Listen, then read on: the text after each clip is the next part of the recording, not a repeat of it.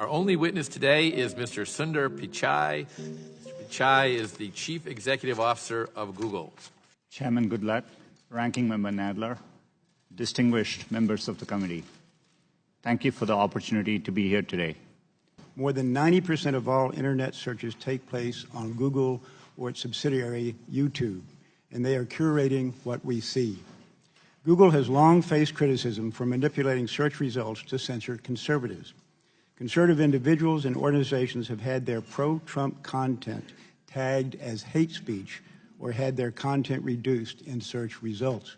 So what are you going to improve that situation? Congressman, thanks for the question. If I may, some of the studies you mentioned, we have investigated those. There are other studies which have looked at it. We have found issues with the methodology and the sample size and so on. But let me step back and say, providing users with high-quality, accurate, and trusted information is sacrosanct to us. It's what our principles are, and our business interests, our natural long-term incentives are aligned with that. We want to serve users everywhere, and we need to earn their trust in doing so. Ileana Murillo is Google's head of multicultural marketing. Does Ms. Murillo do good work? I'm not directly familiar with her work, but she's an employee of Google, and we are proud of our employees. Your head of multicultural marketing said you were pushing to get out the Latino vote, paying for a ride to the polls for the Latino vote only in key states, and you're saying that's not accurate. Yes, that's right. We haven't found any evidence to substantiate any. So she just made it up out of thin air the day after the election and wrote this email to your top executives, and it's not true? Congressman, I'm happy to follow up, but I think the employees today do their own activities. We don't want the follow-up. I want the real answers right here in this committee. As I said earlier, we have looked into it. We didn't find. Did you push to get out the key vote? And I would say the two most populous states for Latinos would be California and Texas. Did you push to get out the Latino vote and pay for people to go to the polls in California and Texas? We as a company didn't have any effort to push out votes for any particular demographic. That would be against our principles. We participate in the civic process in a nonpartisan way, and we think it's really important we do it that way. I have an iPhone, and if I move from here and go over there and sit with my Democrat friends, which will make them real nervous, does Google track my movement? Does Google, through this phone, know that I have moved here and moved over to the left? It's either yes or no. Not by default. There may be a Google service which you've opted into use, and if so, Google knows that I am moving over there. It's not a trick question. You know, you make $100 million a year. You ought to be able to answer that question. Does Google know through this phone that I am moving over there and sit next to Mr. Johnson, which would make him real nervous? It's his question. It's yes or no. I wouldn't be able to answer without looking at. You can't say yes or no. Without knowing more details, sir. I have a concern concerning China. In 2010, Google left the Chinese marketplace due to concerns over hacking attacks, censorship, and how the Chinese government was possibly gaining access to data. I'm interested in what has changed since 2010 and how working with the Chinese government to censor research results are part of Google's core values. Do you understand my question? Congressman, right now there are no plans for us to launch a search product in China. We are, in general, always looking to see how best. It's part of our core mission and our principles to try hard to provide users with information. We always have evidence based on every country we have operated in. Us reaching out and giving users to more information has a very positive impact, and we feel that calling. But right now, there are no plans to launch in China. To the extent that we ever approach a decision like that, I will be fully transparent, including with policymakers here, and engage and consult widely.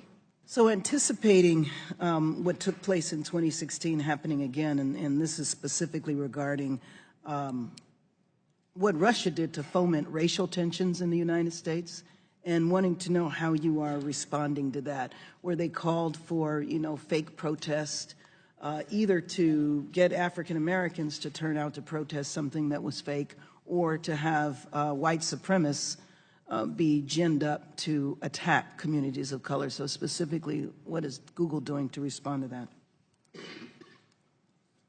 We mainly saw, with respect to Russia, limited improper activity on our ad platforms.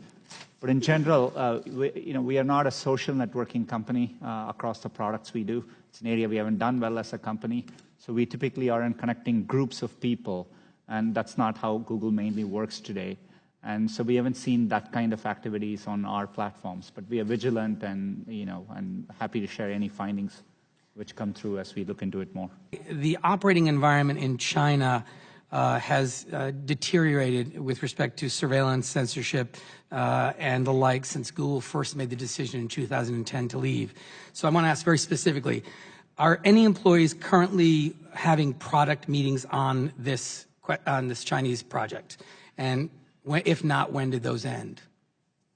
We have undertaken an internal effort, but right now there are no plans to launch a search service in China, as I said earlier. Are there any current discussions with any member of the Chinese government on launching this app? Currently, we are not in discussions around launching a search product in China. Are there any current discussions with members of the Chinese government about this? This effort currently is an internal effort, and I'm happy to consult as well as be transparent to the extent we take steps towards launching a product in China. And who at Google is leading the Dragonfly effort? It's our efforts around building search. It's undertaken by our search teams, but these are distributed efforts. It's a limited effort internally currently. Will you, Mr. Pichai, rule out launching a tool for surveillance and censorship in China while you are CEO of Google? Congressman, I commit to engaging. One of the things which is important to us as a company, we have a stated mission of providing users with information. And so we think it's in our duty to explore possibilities, to give users access to information. And, I have that commitment, but, as I said earlier on this, we'll be very thoughtful and we will engage widely as we make progress. This is now the fourth hearing in a series of ridiculous hearings on the free speech of internet companies. A significant portion of this hearing was a waste of time because the First Amendment protects private individuals and corporations' free speech rights. So I'm going to search for Congressman Steve King. I'm going to hit the News tab. First article that pops up is from ABC News. It says, Steve King's racist immigration talk prompts calls for congressional censure. That's a negative article. But you don't have a group of people at Google sitting there thinking and trying to modify search results. Every time Steve King comes up, a negative article appears. That's not what's happening, right? We always operate for any query with the same set of principles. We are trying to reflect what is currently, if it is newsworthy, what is currently being discussed about that phrase. Thank you. So let me just conclude here by stating the obvious. If you want positive search results, do positive things. If you don't want negative search results, don't do negative things. And to some of my colleagues across the aisle, if you're getting bad press articles and bad search results, don't blame Google or Facebook or Twitter. Consider blaming yourself. Did Google design a prototype for a search engine that could be used in China to censor content? Congressman, we have undertaken an internal effort. Did you create a prototype? There was a report in The Intercept that says a prototype for the censored search engine was designed. We have developed and explored what search could look like if it were to be launched in a country like China, and that's what we explored. And how many months was that project ongoing? We've had the project underway for a while, and there have been other projects which we have undertaken for a while, and we've never launched them too. So we are constantly exploring. How many people were working on it?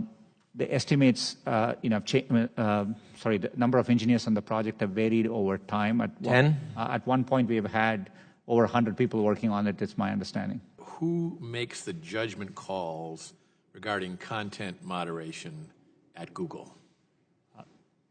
Chairman, it depends on the area. So, for example, if it's YouTube, we have, very clear teams which are responsible for YouTube content policies. And they identified. Is it possible for a customer to write to them and say, "Hey, here's a concern I have"? We give clear channels for content creators to, to raise concerns back, and we have clear avenues. And we also have had people who are responsible for these platforms, including content moderation, appear here, and I think they've consulted widely here too. Thank you. Well, you've gone for about 3.5 hours, and it's about what we predicted, isn't it, yesterday when we talked? So we thank you very much for your participation today. This concludes today's hearing, and without objection, all members will have 5 legislative days to submit written questions for the witness or additional materials for the record. And with that, this hearing is adjourned.